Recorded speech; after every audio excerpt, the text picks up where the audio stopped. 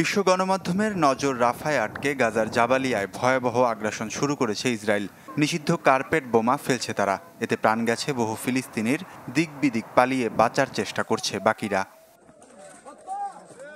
1 ইঞ্চি জায়গাও যেন অক্ষত না থাকে সেভাবেই করা হচ্ছে হামলা। মাটির নিচে থাকা হামাসের দুর্গ ধ্বংসই লক্ষ্য তাদের। যদিও অঞ্চলটি হামাস মুক্ত দাবি করে সেনা সংখ্যা কমিয়ে নিয়েছিল তেল আবিব, তবে নতুন করে সশস্ত্র গোষ্ঠীটি মাথাচাড়া দিয়ে ওঠায় কার্পেট বোমার আশ্রয় নিয়েছে আইডিএফ, যার নিন্দা জানিয়েছে অধিকার সংগঠনগুলো। এতদিন একমাত্র রাফা ক্রসিং দিয়ে ত্রাণ প্রবেশ করছিল গাজায়, তবে গেল সপ্তাহে সেই ক্রসিংয়ের দখল নেয় জায়নবাদীরা। বন্ধ করে দেয়া হয় ত্রাণ সরবরাহ, যাকে অযৌক্তিক বলছে প্রতিবেশী দেশ মিশর।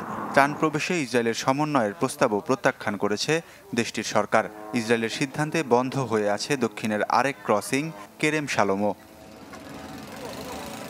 যুদ্ধবিরতি ইস্যুতে গেল কয়েকদিন গণমাধ্যমকে এড়িয়ে চলেছেন মার্কিন প্রেসিডেন্ট বাইডেন। তবে শনিবার সুর পাল্টে যুদ্ধবিরতির বিলম্বের জন্য হামাসকেই দায়ী করেন তিনি।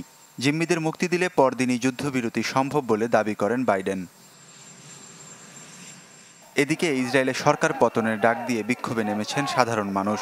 জায়নবাদীদের হামলায় এক ইসরায়েলি জিম্মি নিহতের খবর প্রকাশ করে ফিলিস্তিনের স্বাধীনতাকামী সংগঠন হামাস। এরপরই ক্ষুব্ধ হয়ে ওঠেন অন্যান্য জিম্মিদের পরিবারের সদস্যরা। ওয়ালিউল্লাহ ফারুক, চ্যানেল 24।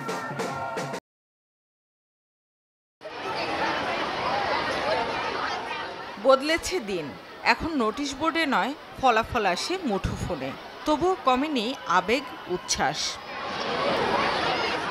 একটু খারাপ লাগতেছে, but still at the end of the day happy. আম্মু অনেকক্ষণ আমাকে জড়িয়ে ধরে রাখলো। ফলাফল আসার উপরেই হয়েছে। এবার একটু কোয়েশ্চেন কঠিন ছিল, তো এবার একটু ভয় লেগেছিল, কিন্তু রেজাল্ট পেয়ে আলহামদুলিল্লাহ অনেক ভালো লাগছে। ঢাকের তালে, ঢোলের বাদ্যে সতীর্থ আর সহপাঠীদের উন্মাদনায় সামিল হন কোনো কোনো অভিভাবকও। খুব ইমোশনাল হয়ে গেছি, যাকে আল্লাহর রহমতে আমার আল্লাহ সব কিছু, আল্লাহর কাছে হাজার লাখ শুকর, সব কিছু সুন্দরভাবে আমার হয়ে গেল। অনেক কষ্ট করছে, তো ফাইনালি ইটস পেড অফ। আমরা খুবই খুশি।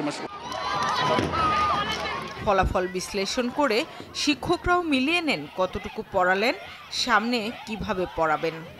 বেশি ভালো বলবো না, গতবারের তুলনায় বোর্ডের রেজাল্টও খারাপ, আমাদেরটাও গতবারের তুলনায় একটু খারাপ হয়েছে। আর যারা ভালো রেজাল্ট করেছে সবাইকে আন্তরিক অভিনন্দন জানাচ্ছি।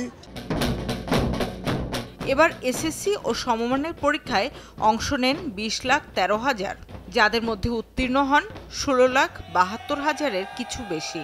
9টি সাধারণ বোর্ডে পাশের হার 83.77%।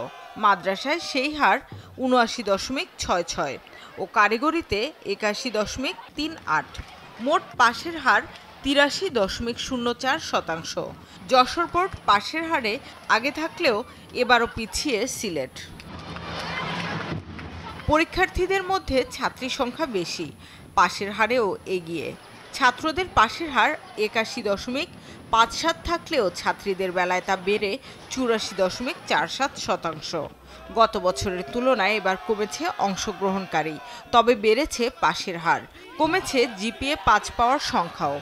আমাদের লক্ষ্য হচ্ছে শিক্ষার্থীরা, যত বেশি সংখ্যক শিক্ষার্থী মাধ্যমিক ধাপ উত্তরণ করতে পারবে, তত বেশি আমরা একটা স্মার্ট প্রজন্ম করার পথে এগিয়ে যাব। এবছর 2,968টি প্রতিষ্ঠানের সবাই উত্তীর্ণ হলেও 51টি প্রতিষ্ঠানের কেউ পাশ করেনি। শামিমা সুলতানা, চ্যানেল 24, ঢাকা।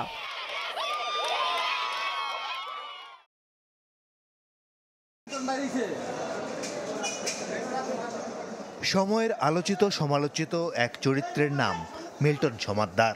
মাসখানেক আগেও যিনি মুখোশ পড়েছিলেন একজন সমাজ সংস্কারকের, মাস পেরোতেই প্রতারণা, মানব পাচার সহ একাধিক মামলায় তার ঠিকানা এখন কারাগারে। এবার ভিন্ন এক গল্পে আলোচনায় মিল্টনের আশ্রম। ময়মনসিংহের তোফাজ্জল হোসেন বছর 4 আগে হারিয়ে যায় একমাত্র সন্তান তাইবা। বহুদিন খুঁজেও মিলছিল না ছোট্ট তাইবার সন্ধান। হঠাৎ একদিন প্রতিবেশীর মাধ্যমে তোফাজ্জল জানতে পারেন ফেসবুকে ভাইরাল তাইবার ভিডিও, তাও মিল্টন সমাদ্দারের আশ্রমে। সন্তানের খোঁজে এসে মিল্টনের হাতে মার খেয়ে ফিরতে হয় ময়মনসিংহে। মিল্টনের সাম্রাজ্যের পতনের খবরে সন্তান ফেরত পেতে এবার আইনের আশ্রয় নেন তোফাজ্জল। আমি বিচার নেওয়ার পাইতেছি না, মন পাওয়া গেছে, বাচ্চাটা দিতেছে না, আমি শরীরে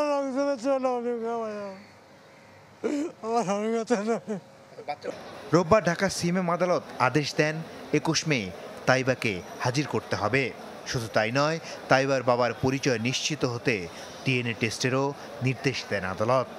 মিল্টন সমাদ্দারের এগেনস্টে খুব ফৌজদারি অভিযোগ আসছে এবং তার সেন্টারে বাচ্চাটা আছে এবং তার এখানে যদি বাচ্চাটা থাকে তার লাইফ একটা রিস্ক থেকে যায়। তৎপরপ্রেক্ষিতে যে বাচ্চার বাবার হেফাজতে এই বাচ্চাটা দেওয়ার জন্য আমরা একটা পেয়ার করি।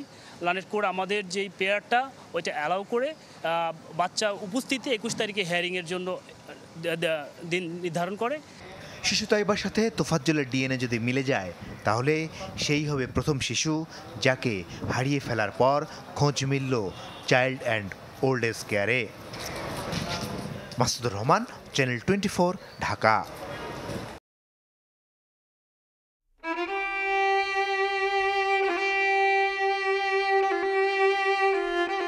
আমি যে গাড়িটা টানি কষ্ট হয় না, মানুষের বাসা কাম করলাম, মাটি টানলাম, ইট টানলাম, টাইনে টুনে আমার এই ছেলে মেয়ে করে লেখাপড়া শিখাইলাম। সব পুরুষ লোক কাজ করে, আমি একটা মহিলা এই জায়গায় 30 বছর ধরে কাজ করতেছি। আমার সন্তানকে যদি আমি সুখী করতে পারতাম, মহিলাও আমি শান্তি পেতাম। সন্তানের লাগে তো আমার শোক। আমার সন্তানটি যদি বালা থাকে আমিও বালা বাবা, আমার আর কিছু লাগে না। আমি মরলেও যে আমি শান্তিতে মরা ভাই, আমি এইটাই চাই, আর কিচ্ছু চাই না। বিধবা ভাতা উঠে না, আমি কি বিধবা ভাতা বয়স্ক ভাতা পাই না? আমি কি বুড়ো হয়েছি না? আমি যে গাড়িটা টানি কষ্ট হয় না?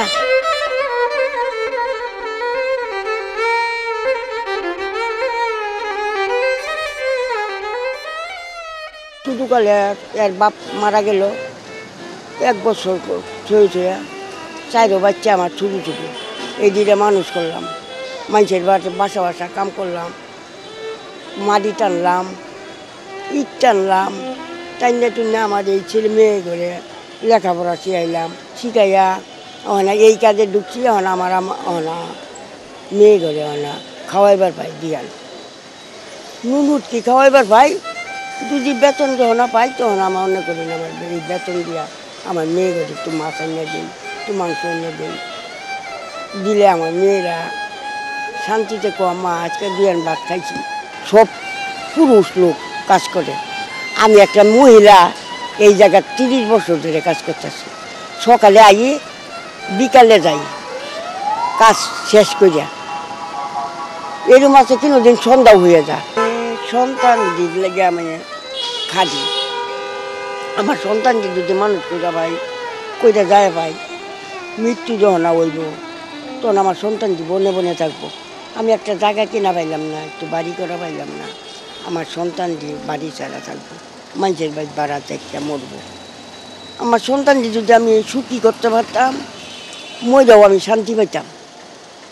আমি যে সন্তানটি মানুষই করে কী করে পাইতেছি যে আমি মরলে যে আমার হিটানো যে সন্তানের না কইয়া পা, আমার তো তাও ক্ষমতাটা নাই।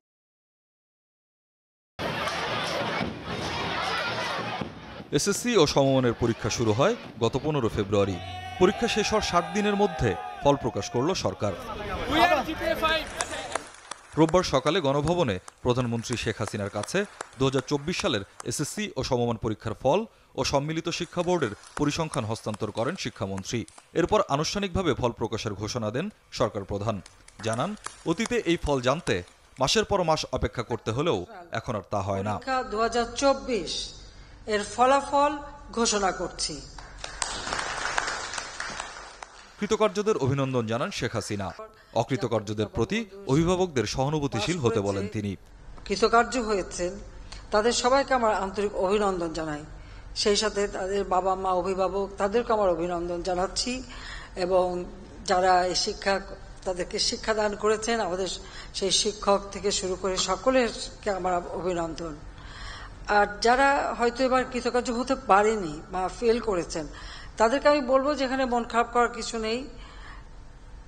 একবার এরকম হয়তো মানুষের জীবনে আসে, কিন্তু তারা যদি আবার ভালোভাবে মন দিয়ে পড়াশোনা করে, আবার উদ্যোগ নেয়, তাহলে আগামীতে পাশ করতে পারবে। কাজে সেই আস্থাটা নিয়েই কিন্তু তাদেরকে চলতে হবে। সেই সাথে অভিভাবকদেরও বলবো যে ছেলে মেয়ে ফেল করেছে বলে তাদের জন্য গালমন্দ না করেন। তার কারণ হচ্ছে যে ফেল করছে তার নিজেই তো মনের কষ্ট, তো বাবা মা সেখানে আবার আরো কষ্ট কেন দেবে? বরং তাদেরকে সান্ত্বনা দিয়ে তারা যাতে আরো মনোযোগ দিয়ে পড়াশোনা করে সেই দিকেই তাদের দৃষ্টি দেওয়া উচিত, তাদের সহানুভূতি দেখানো উচিত। কারণ বাবা মা যদি এখানে রুষ্ট হয়, গালিমন্দ করে, তাহলে দেখা যায় অনেক সময় ছেলেমেয়েরা সেটা সহ্য করতে পারে না, কিছু ঘটনা ঘটিয়ে ফেলে। এবার অধিকাংশ শিক্ষা বোর্ডে ছেলেদের তুলনায় মেয়ে পরীক্ষার্থীর সংখ্যা বেশি। সংখ্যা কাছাকাছি বা সমান না হয়ে কমলো কেন, সে কারণ খুঁজে বের করার নির্দেশ দেন প্রধানমন্ত্রী। বলেন, ছেলে মেয়েদের কিশোর গ্যাংয়ে জড়িয়ে পড়া ঠেকাতে হবে। কিন্তু ছেলেরা পিছিয়ে আছে কেন এখন, সেটা আমাদের দেখতেই হবে, বের করতেই হবে। এটাও আপনারা একটু দয়া করে একটু যার যার বোর্ডে আপনারা একটু খোঁজ নেন যে কি কারণে। এটা প্রত্যেকবার কিন্তু আমি বলছি, কিন্তু আমি জানি না আপনাকে আবার চলে যেয়ে ভুলে যেন না যে কি কারণে। কারণ আপনারা জানেন ইদানিং একটা দেখা যাচ্ছে কিশোর গ্যাং নামে। কেন ছেলেমেয়েরা এই পথে যাবে? এটা তো আমাদের জন্য গ্রহণযোগ্য না। তখন তাদের পড়াশোনা করা দরকার, তারা কাজ করতে পারে, বিভিন্ন কাজে যোগ দিতে পারবে, কিন্তু এই লাইনে যাওয়ার কোনো কেন গেল সেটাই আমাদের বের করতে পারবে। এখান থেকে তাদেরকে বিরত করা, তাদেরকে একটা সুস্থ পরিবেশে নিয়ে আসা, সেটা আমাদের করতে হবে। সরকার প্রধান বলেন, ৭৫-এর পরে যারা ক্ষমতায় আসে তাদের সময়ে শিক্ষার পরিবেশ ছিল না। এই অবস্থার পরিবর্তন এনেছে আওয়ামী লীগ সরকার। ৭৫-এর পরে যারা সরকার এসেছিল সেখানে কিন্তু ঠিক শিক্ষা সেই পরিবেশটা ছিল না। বিশ্ববিদ্যালয়গুলিতে অস্ত্রের ঝনঝনানি, ছাত্রদের হাতে অস্ত্র, মেধাবী ছাত্রদের হাতে অস্ত্র, অর্থ তুলে দিয়ে তাদেরকে বিপথে নিয়ে যাওয়া, তাদেরকে মানে ক্যাডার হিসেবে ব্যবহার করা, তাদেরকে তাদের হাতে তুলে দিয়ে একটা রাজনৈতিক ভিত্তি তৈরি করার প্রচেষ্টা নেওয়া, সেশন জট প্রতিনিয়ত ছিল এবং সাক্ষরতার হারও কিন্তু আর বাড়তে পারেনি। আজকে আমাদের ৭৬% মতো আমাদের সাক্ষরতার হার বেড়ে গেছে। এটা আমি মনে করি মাত্র এই ১৫ বছরের মধ্যে এটা একটা বিরাট অর্জন। সেই সাথে সাথে আমাদের শিক্ষার্থীর সংখ্যাও বেড়েছে। প্রধানমন্ত্রী বলেন, প্রতিযোগিতামূলক বিশ্বের উপযোগী শিক্ষা ব্যবস্থা গড়ে তুলতে চায় সরকার, তাই সময়ের সাথে কারিকুলাম পরিবর্ধন হয়। সময়োপযোগী করে সেটা যখনই প্রয়োজন হবে সেটাকে সংশোধন করা, পরিবর্তন করা, এটা আরো সুযোগ রয়েছে। স্বপ্নিল শাহরিয়ার শিশির, চ্যানেল 24, ঢাকা। ফলাফল ঘোষণা এমনও সময়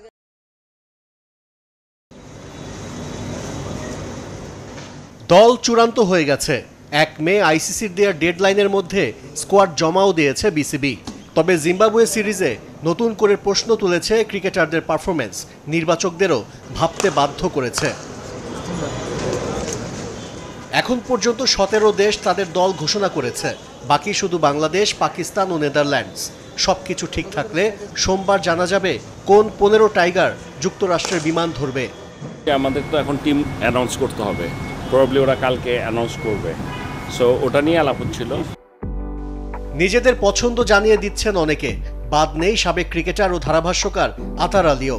তবে বাস্তবতায় ১৫ ক্রিকেটারের ১৩ জনই চূড়ান্ত। ওপেনিংয়ে ওয়ানডের মতো টি-20 বিশ্বকাপেও জায়গা হচ্ছে তানজিদ তামিমের। সৌম্য সরকারও নিশ্চিত। লিটন দাসকে নিয়ে প্রশ্ন উঠলেও অভিজ্ঞতা আর সামর্থ্য বিবেচনায় শেষ পর্যন্ত টিকে যেতে পারেন।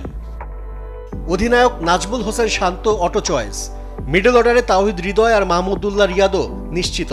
নতুন সেন্সেশন জাকির আলী অনিক শুধু থাকছেনই না, বিশ্বকাপে উইকেট রক্ষকের দায়িত্ব পালন করবেন। অলরাউন্ডার হিসেবে সাকিব আল হাসান অপ্রতিদ্বন্দ্বী। আস্থা অর্জন করেছেন শেখ মেহেদী হাসান ও মোহাম্মদ সাইফুদ্দিন। বিগ হিটের কল্যাণে লেগ স্পিনার রিশাদ হোসেনকেও এই তালিকায় রাখতে হচ্ছে। পেস ইউনিট সামলাবেন মুস্তাফিজুর রহমান ও শরীফুল ইসলাম।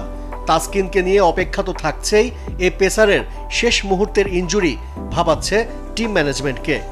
রিপোর্টটা সকালে পাওয়ার পরে আমাদেরকে দেখতে হবে যে ও কতদিন লাগতে পারে।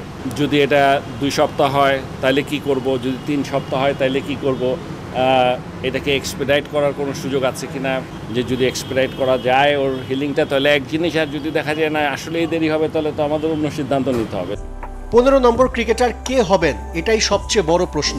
5 পেসারের বিলাসিতা দেখালে সুযোগ পাবেন তানজিম হাসান সাকিব।